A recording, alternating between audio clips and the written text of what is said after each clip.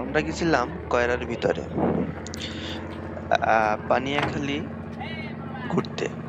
তো সেখান থেকে আসার সময় আমরা লঞ্চ ভ্রমণ করে আসলাম। তো সেখান থেকে ফুল জঙ্গলের ভিতরে। তো আপনারা দেখতে পাচ্ছেন যে লঞ্চ এসে কেবল ঘাটে থামছে, পল্টন যেটা বলে। তো সেখান থেকেই লঞ্চের ইঞ্জিন চলতেছে। তো ছেড়ে দিল আমাদের লঞ্চ পল্টন থেকে, ওই দেখা যাচ্ছে পল্টন, ওখান থেকে লঞ্চ ছেড়ে দিয়েছে। তো আমরা এখান থেকে চলে আসবো দাকব, দাকব চাংলা। তো আমরা চাংলায় নামবো। তো লঞ্চ চলতেছে, সাইড সাইডে দেখতে পাচ্ছেন জঙ্গল। আর নদীটা বেশি একটা বড় না, ছোট নদী। তো সবাই যার যার মতো বসে আছে। লঞ্চের ভ্রমণ আসলে যারা করেননি তারা আসলে বুঝবেন না। এই দেখেন জঙ্গল দেখা যাচ্ছে, কি সুন্দর পরিবেশ। আর ভিতরে হয়তো অনেক ভিতরে পশু পাখি আছে, যে বাঘ, তারপর হচ্ছে হরিণ টরিণ গুলা আছে। তো এখান থেকে দেখেন লঞ্চ চলতেছে, আমি সামনের দিকে চলে আসছি। তো লঞ্চ গুলো চলতেছে চলতেছে চলতেছে, এবং নদীটা বেশি বড় না, বেশ ছোট নদী।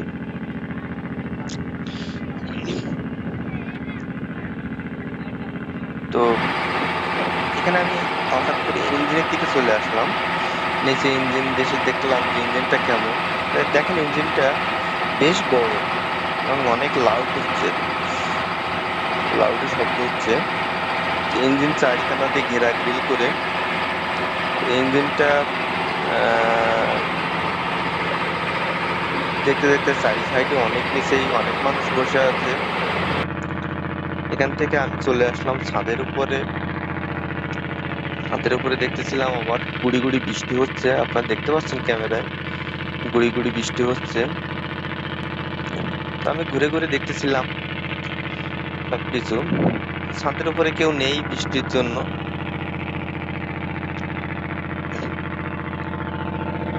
এখানে দেখেন, এখানে আবার এই সাইডে ধোঁয়া বেরোচ্ছে ইঞ্জিনের, সাইলেন্সার।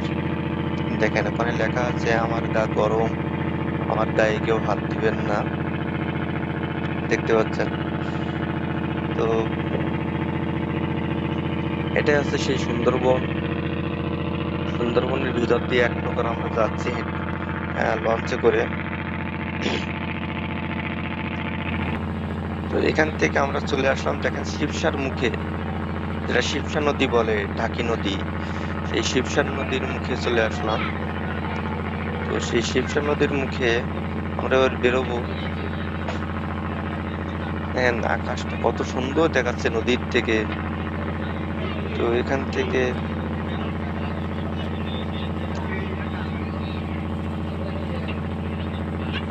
আমরা সেই ছোট নদীর থেকে বেরিয়ে আমরা চলে আসছি এই যে নলিয়ান ঘাট, খুলনা BIWTA নলিয়ান ঘাট।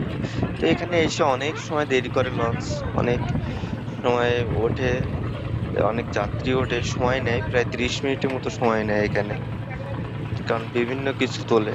এখান থেকে মানুষ ডাইরেক্ট একেবারে খুলনায় চলে যায়, এই জন্য অনেক সময় দেরি করে, প্রায় 20-30 মিনিটের মতো দেরি করে। তা দেখতে পাচ্ছেন লঞ্চের ভিতরে সবাই দাঁড়িয়ে আছে নদীর পরে, এবং রৌদ্রোজ্জ্বল। আগে গুড়ি গুড়ি বৃষ্টি ছিল, বৃষ্টি থেমে গেছে। এই যে আমার বাড়ির লোকজন সবাই গল্প করতেছে, আমার সোনা বাবা খাবার খাচ্ছে বসে বসে, পটেটো চিপস খাচ্ছে এবং গল্প করতেছে, কেউ বাদাম খাচ্ছে। যেভাবে হোক সবার সবাই মতো টাইম পাস করতেছে। তো সবাই ভালো থাকবেন, থ্যাংক ইউ সো মাচ।